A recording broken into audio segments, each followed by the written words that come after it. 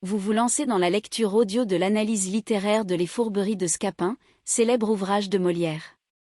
Au fil de cette lecture, vous découvrirez dans un premier temps une brève mise en contexte de l'œuvre et son auteur. Ensuite, un résumé de l'ouvrage vous sera exposé, suivi d'une analyse des personnages et des points clés du roman. Une fois ces différents points abordés, il ne nous restera plus qu'à conclure cette écoute par quelques questions qui pourront alimenter encore davantage votre réflexion. L'auteur. À la fois auteur, metteur en scène, directeur de troupe et comédien, Molière, de son vrai nom Jean-Baptiste Poquelin, naît à Paris en 1622 dans la bourgeoisie aisée. Il s'oriente très tôt vers le théâtre et fonde avec la comédienne Madeleine Béjart, 1618 à 1672, la troupe de l'Illustre Théâtre.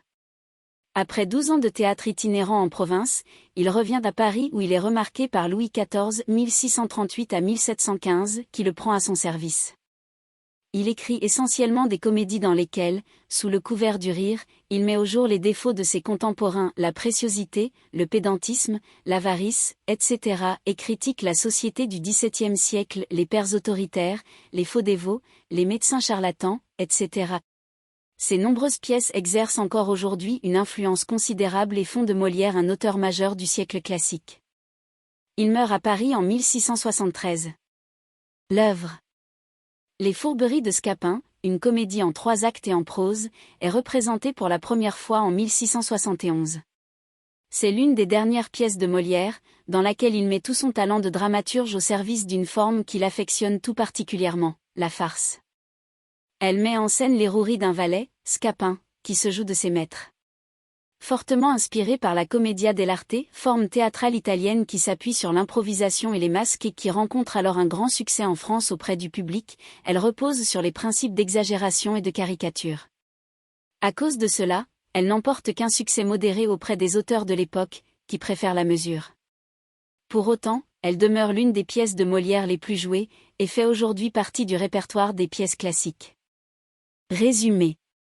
Acte I. Scène I. Octave vient d'apprendre par Sylvestre, son valet, que son père, Argante, rentre de voyage et compte le marier. C'est une catastrophe pour lui qui, en l'absence de son père, s'est marié à Hyacinthe, la jeune fille qu'il aime. Scène 2. Scapin, le valet de Léandre, arrive et remarque le trouble d'Octave. Il lui en demande la raison. Octave raconte qu'en l'absence de leurs pères respectifs, son ami Léandre et lui-même ont fait la rencontre de 2 jeunes filles, dont ils sont tombés amoureux. La gouvernante de Hyacinthe, la jeune fille dont Octave s'était pris, exigeait de lui qu'il l'épouse, sans quoi elle lui refusait de la voir, il s'est donc marié.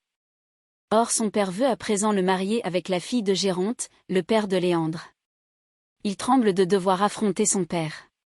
Scapin lui propose son aide. Scène 3. Hyacinthe vient vérifier auprès d'Octave la mauvaise nouvelle. Il lui confirme leur malheur, mais en même temps, il lui apprend que Scapin les aidera à convaincre Argante de les laisser vivre leur amour.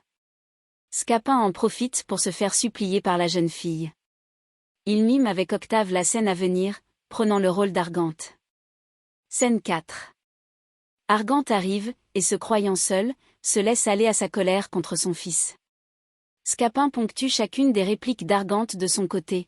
Le spectateur assiste donc à 2 soliloques monologues, ce qui produit un effet comique. Puis Scapin intervient et entreprend de convaincre Argante qu'Octave ne pouvait faire autrement qu'épouser Hyacinthe. Il met Argante dans la position du mauvais père qui ne soutient pas son fils. Scène V. Scapin convainc Sylvestre de l'aider dans ses ruses. Acte 2. Scène I. Argante raconte à Géronte ses malheurs. Celui-ci lui dit que la seule explication au mauvais comportement de son fils ne peut être qu'une mauvaise éducation, et insulte donc indirectement Argante. Mais ce dernier lui répond que Scapin lui a appris les mauvaises conduites de Léandre, ils sont en fait dans la même situation. Scène 2. Géronte rencontre Léandre et lui apprend qu'il est furieux contre lui. Scène 3. Léandre veut punir son valet de sa trahison et le menace de son épée. Octave se met entre eux, lui assurant que Scapin n'est pas si perfide. Léandre veut lui faire confesser sa faute, mais il y a quiproquo et le domestique confesse volontairement d'autres trahisons dont son maître n'était pas au courant. Léandre réalise que son valet est un fourbe. Scène 4. Karl, un fourbe, vient apprendre à Léandre... Nous espérons que vous avez apprécié cet aperçu. Pour continuer à écouter ce livre audio sur Google Play Livres, utilisez le lien dans la description de la vidéo.